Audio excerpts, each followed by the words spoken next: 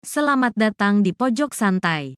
Sebelum Anda mendengarkan audiobook ini, kami menginformasikan bahwa channel ini adalah review audio dari buku yang ada di Indonesia. Untuk membaca keseluruhan buku ini, kami menyarankan membeli buku aslinya di toko buku kesayangan Anda, baik offline maupun online. Keberadaan channel ini dimaksudkan untuk membantu Anda mendapatkan pengetahuan dari buku-buku kesayangan Anda.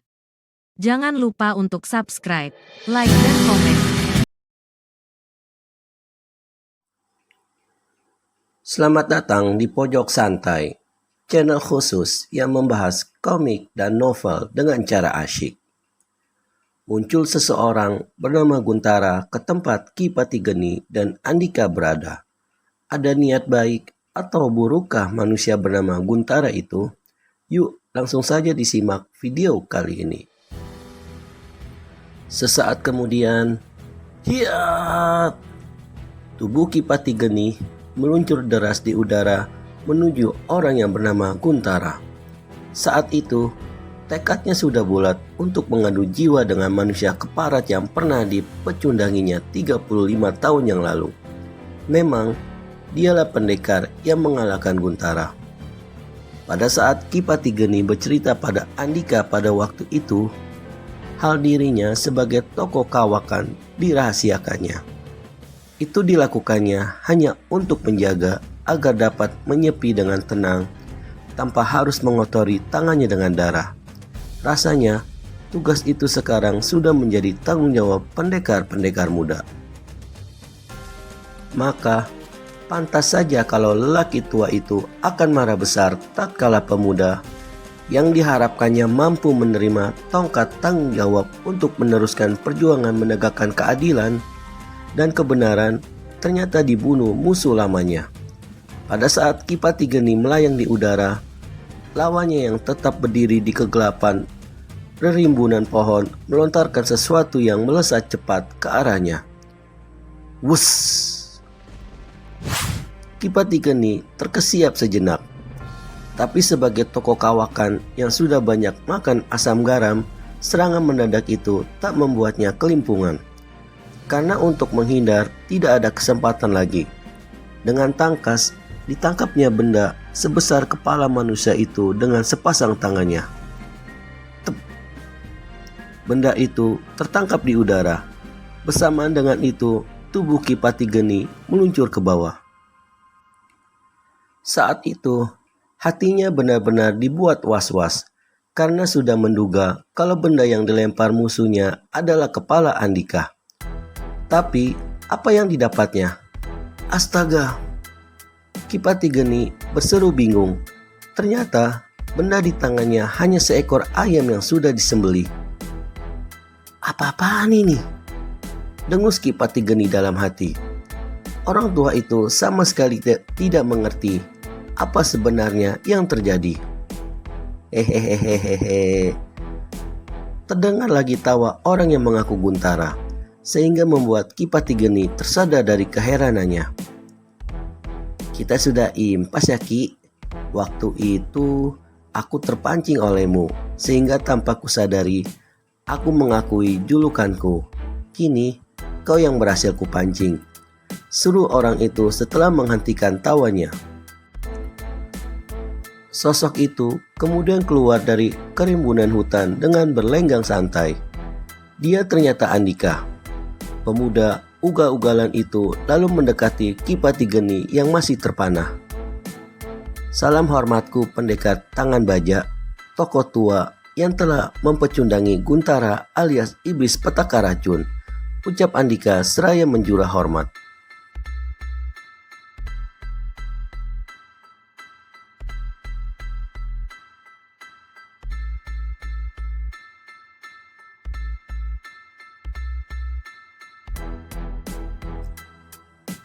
Sementara mulutnya sibuk menahan tawa yang hendak ambrol begitu saja. Kau meledekku ya anak muda? Anak muda rese. Dari mana kau tahu kalau Guntara itu musuhku? Semprot Ki Patigeni sedikit mangkal dijadikan kambing conge oleh Andika. Aku memang tidak tahu sebelum kau sendiri yang mengakuinya. Tadi aku hanya coba-coba melihat tanggapanmu bila aku berteriak-teriak mengaku sebagai Guntara.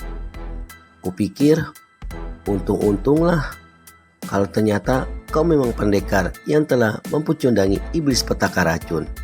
Syukurlah kalau ternyata bukan. Toh aku tidak rugi, jawab Andika santai.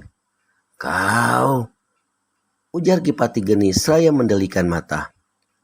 Oh iya Ki, lebih baik ayam di tanganmu itu kita bakar untuk makan siang. Dan soal darah di gubukmu itu, aku minta maaf. Aku lupa kalau gubukmu itu bukan tempat potong ayam. Kila Andika berpura-pura tak melihat mata Ki Patigeni yang membesar.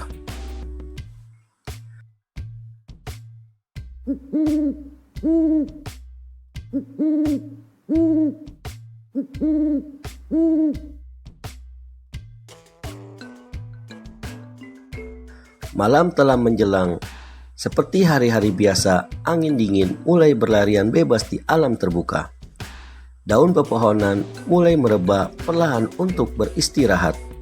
Matahari benar-benar telah terpulas beberapa saat lalu. Ki Patigeni dan Andika tengah duduk santai di balai-balai bambu di depan gubuk milik orang tua itu. Sinar lampu minyak menerpa wajah keduanya. Dari gurat-gurat yang tergambar di wajah, tampaknya dua manusia berbeda usia itu sedang membicarakan sesuatu yang sungguh-sungguh. Lalu, bagaimana caranya kau bisa mengalahkan iblis petaka racun, Ki? Tanya Andika. Beberapa tarikan napas, Ki Patigeni hanya memandang wajah anak muda itu. Aku makin kenal watakmu, Andika. Desa orang tua itu seraya tersenyum kecil. Apa maksudmu, Ki? Tanya Andika tak mengerti.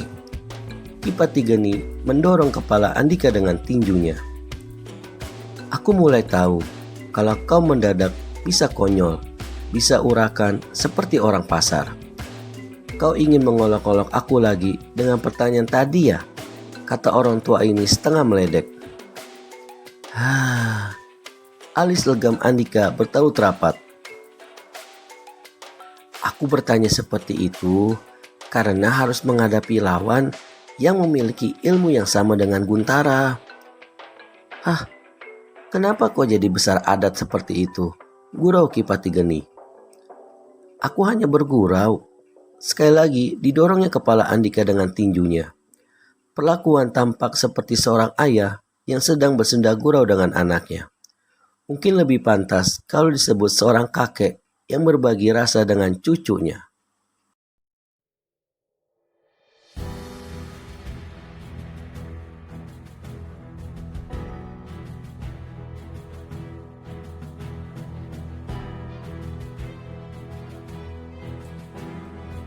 Mengingat usia mereka bertaut cukup jauh.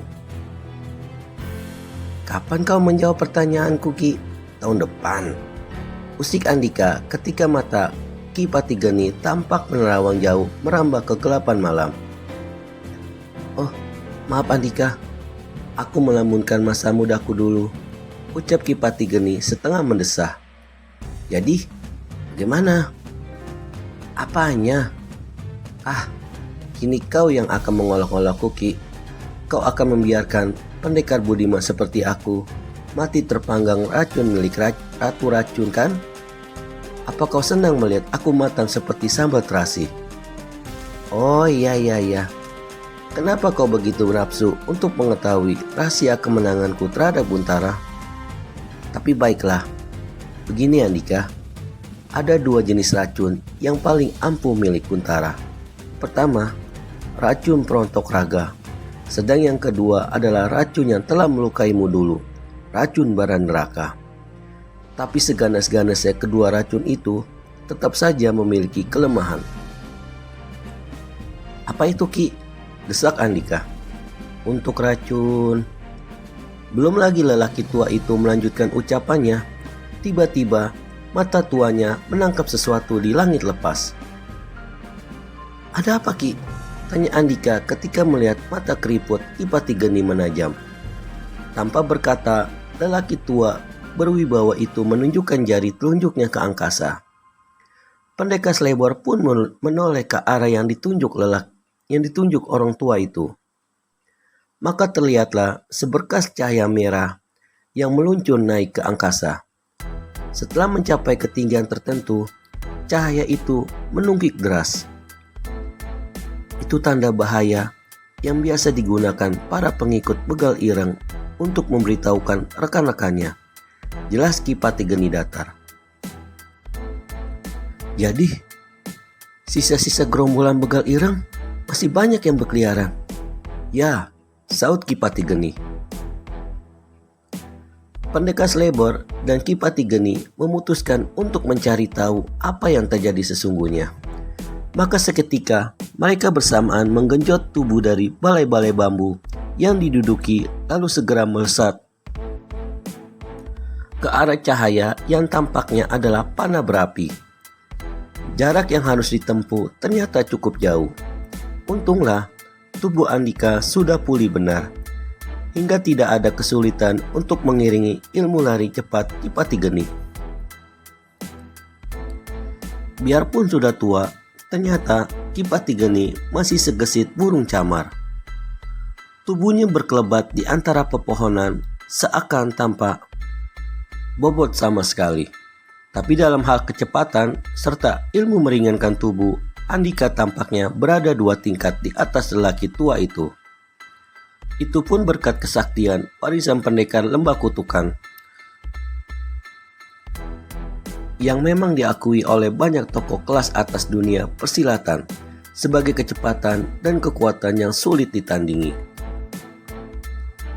Namun karena menghormati Ki Pati Geni, Andika tidak ingin lancang mendahuluinya.